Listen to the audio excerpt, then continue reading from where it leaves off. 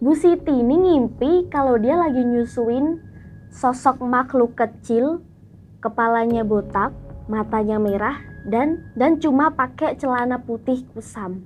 Dan yang bikin anehnya, pas ketika Bu Siti ini bangun, tiba-tiba seluruh tubuhnya itu langsung pegel-pegel kayak sakit-sakit gitu.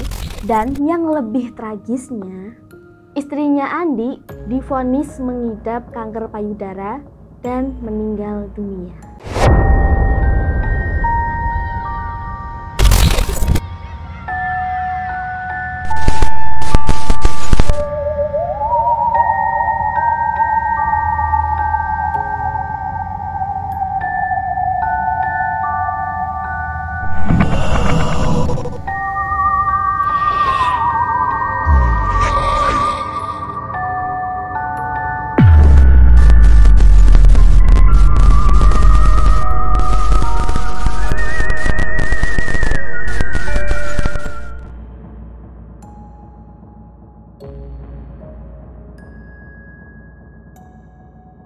Halo semua, aku Sulvina dan sekarang kalian lagi nonton Kode Abstrak.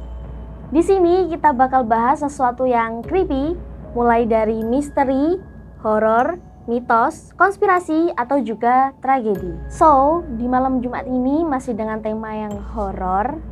Kali ini ada sosok-sosok yang biasanya kalau ada yang kehilangan uang, pasti pada nuduh pelakunya ini. Apalagi kalau bukan tuyul. Ya udah langsung aja kita ke ceritanya. Jadi tuyul ini lebih familiar di tanah Jawa. Buat kalian orang Jawa pasti udah gak asing sama sosok satu ini. Tapi buat yang belum tahu, tuyul adalah sosok makhluk halus yang wujudnya kerdil atau seperti anak kecil dengan kepala gundul dan dipercaya bisa mencuri uang buat tuannya.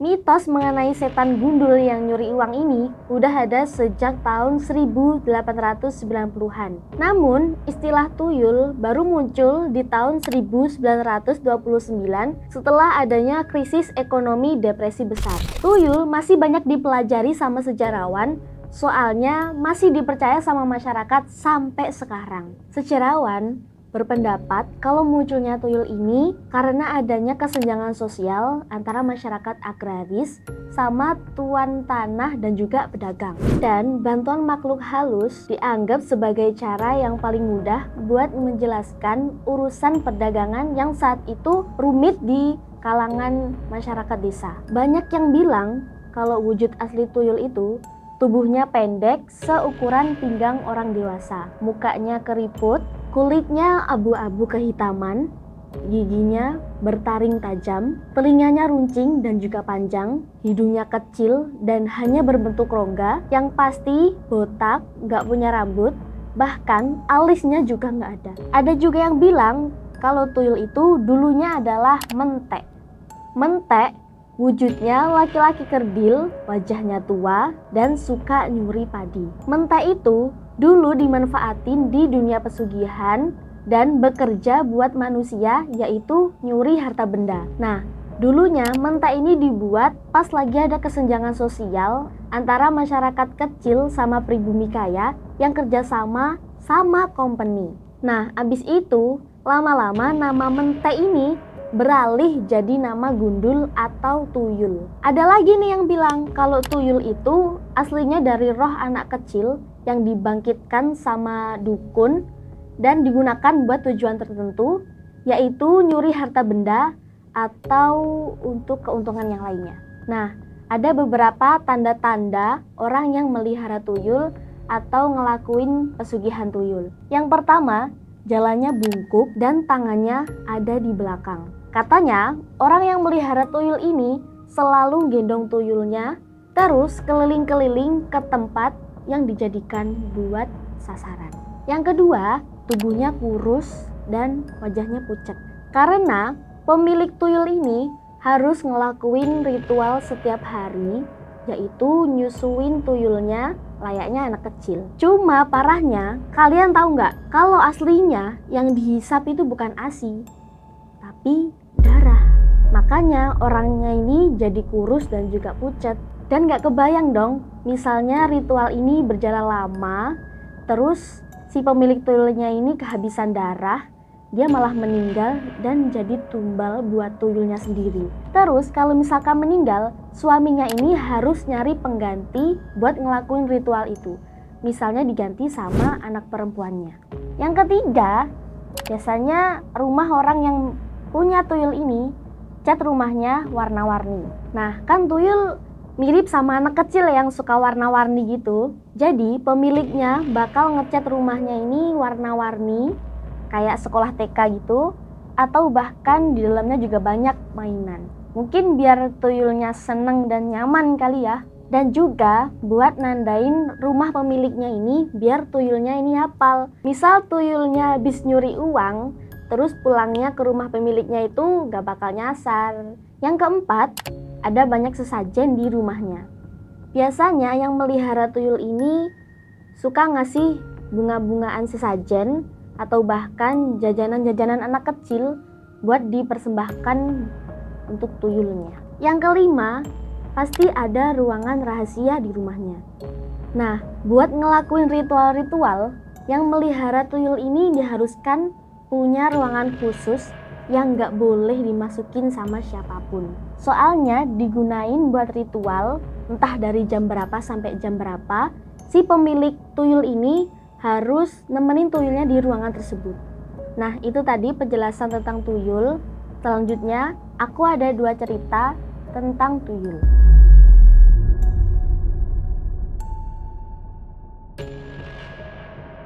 Jadi, ada seorang penjual kain namanya Bu Siti. Bu Siti ini jualan kain udah lama, tapi penjualan yang ia dapat gak lebih dari 100.000 per harinya. Sedangkan kebutuhannya itu banyak, mulai dari listrik, modal jualan, dan juga harus menyekolahkan 3 anaknya, sedangkan suaminya udah gak ada. Selama 2 bulan, saking sepinya pembeli, usaha Bu Siti ini lama-lama menurun dan juga bangkrut. Nah, suatu ketika Bu Siti ini nemuin sebuah koran bekas, terus di koran itu tertulis ada penjelasan tentang cara instan agar cepat kaya dengan memelihara tuyul.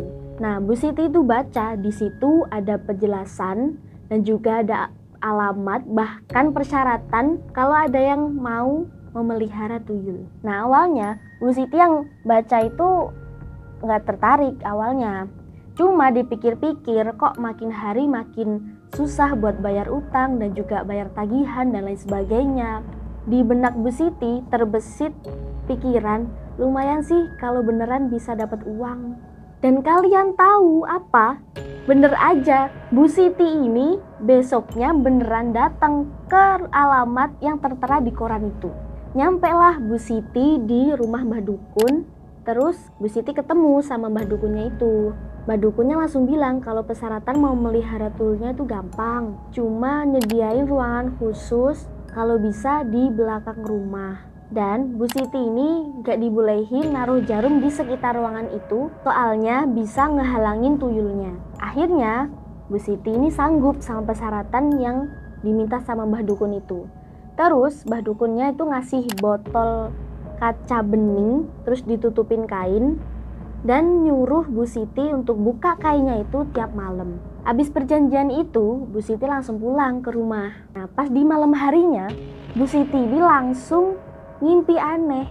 Kalian tahu apa? Bu Siti ini ngimpi kalau dia lagi nyusuin sosok makhluk kecil, kepalanya botak, matanya merah, dan cuma pakai celana putih kusam.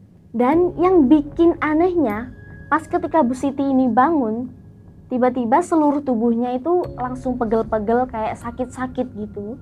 Dan Bu Siti ini ngerasa kalau itu bukan mimpi, tapi beneran. Dan dia tuh harus nerima konsekuensi itu, karena dia udah terikat sama perjanjian tuyul sama Mbah Dukun tadi. Nah, pas di hari ke-7 habis mimpi itu, Bu Siti udah bisa ngelihat wujud asli dari tuyul yang dipeliharanya. Ya sama kayak anak kecil pada umumnya yang aktif, tuyul ini juga lari-larian ke sana kemari gitu, dan kalau lapar langsung rewel dan nangis. Setiap sore, Bu Siti ini selalu keliling-keliling kampung buat ngincer rumah yang mau dijadiin target. Dan yang bikin menariknya itu, cara bawa tuyulnya itu Bu Siti naruh kedua tangannya di belakang. Nah, itu tujuannya buat gendong tuyulnya itu Nah, habis itu Bu Siti ngasih tahu ke tuyulnya mana rumah yang harus dia masukin. Makin hari, makin lama, Bu Siti ini dapat banyak uang, terus jadi orang kaya. Rumahnya udah bagus, dan dia juga udah punya toko sendiri buat usaha kainnya. Tapi warga itu mulai curiga soal kekayaan Bu Siti yang didapat tiba-tiba, dan warga itu curiga kalau itu didapat dari cara yang gak wajar.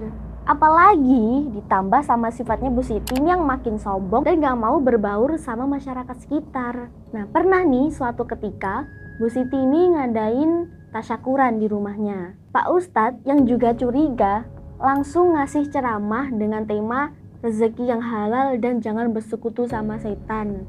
Nah, dari itu warga itu makin yakin kalau misalkan Bu Siti ini punya kekayaan dari ilmu hitam. Ditambah lagi, ada tetangganya ini gak dibolehin masuk ke ruangan di belakang rumahnya Bu Siti.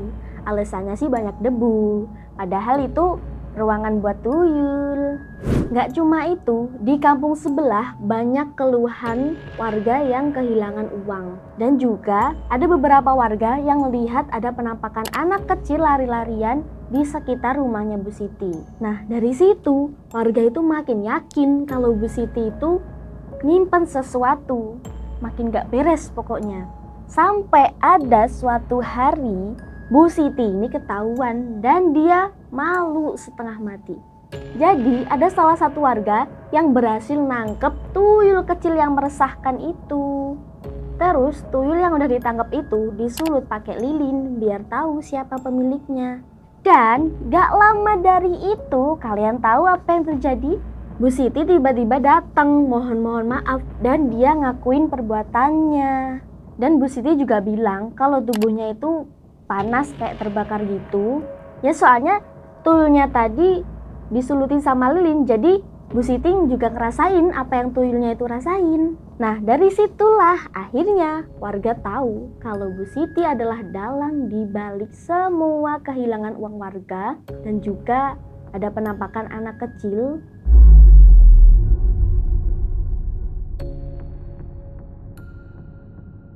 Ada kisah persahabatan dua sejoli, namanya Bambang dan juga Andi. Mereka ini awalnya kerja di sebuah perusahaan di Jakarta dan udah kerja di sana selama 5 tahun. Singkat cerita, mereka ini tiba-tiba di PHK karena ada pengurangan karyawan. Terus dikasih pesangon. Andi yang habis di PHK, dia langsung buka usaha warung kopi. Tapi usaha warung kopinya ini malah rugi dan juga bangkrut. Habis itu dia pulang ke kampung halamannya. Tapi seminggu kemudian dia balik lagi ke Jakarta buat nemuin si Bambang. Dan dia minta tolong sama Bambang buat diantarin ke rumah pamannya. Pas ketemu sama pamannya, si Andi ini dikasih rekomendasi. Si Andi ini disuruh beli tuyul ke dukun yang jadi guru pamannya. Di perjalanan, Andi ini cerita ke Bambang kalau dia itu dapat saran dari pamannya buat beli tuyul. Dia ceritain semuanya di situ, dia terus terang. Awalnya Bambang ini gak percaya sama omongannya Andi, tapi Andi langsung yakinin kalau dia bener-bener mau melihara tuyul, soalnya udah gak tahu lagi gimana caranya bayar utang dan lain sebagainya. Habis sampai di rumah guru pamannya ini, Andi ketemulah sama dukunnya itu. Terus Andi ditanya tentang kesiapannya, mulai dari persyaratannya, terus konsekuensi dari memelihara tuyul, ditanya semuanya.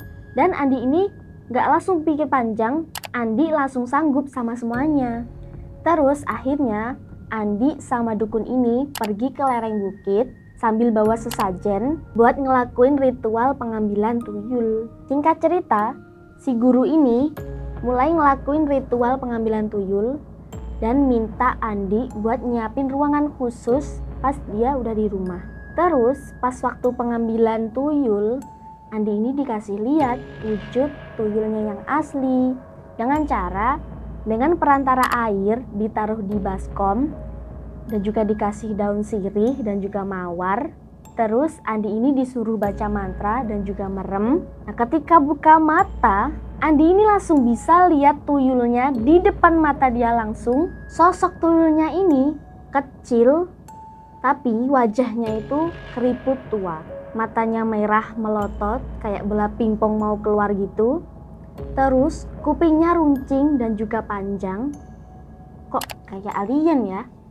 Singkat cerita, abis melihara tuyul, kehidupan Andi ini langsung berubah jadi mewah, jadi kaya. Pendapatan yang dia dapat 5 juta per hari. Soalnya dia juga ngasih uang ke dukunya itu 5 juta. Tapi nih, di balik semua kemewahan itu, ada resiko yang harus ditanggung sama Andi karena memelihara tuyul, yaitu minta tumbal nyawa. Dan yang lebih ngerinya itu, minta tumbalnya setiap 3 bulan sekali. Yah, ngeri kan? Dan Andi juga bilang ke istrinya kalau tiap malam istrinya itu harus nyusuin tuyulnya itu dari jam 8 sampai jam 10 di ruangan khusus itu. Sampai-sampai istrinya ini ngerasa perih dan juga kesakitan seluruh tubuhnya. Dan bikin istrinya ini capek, kapok, dan gak mau lagi, pokoknya mau taubat di jalan yang benar gitu.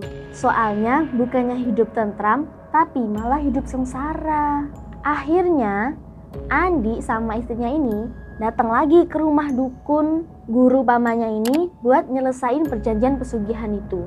Dan disetujuin sama gurunya, tapi dengan satu syarat. Kalian tahu apa? Harta yang dimiliki sama Andi, semua kemewahan itu bakal hilang dalam sekejap.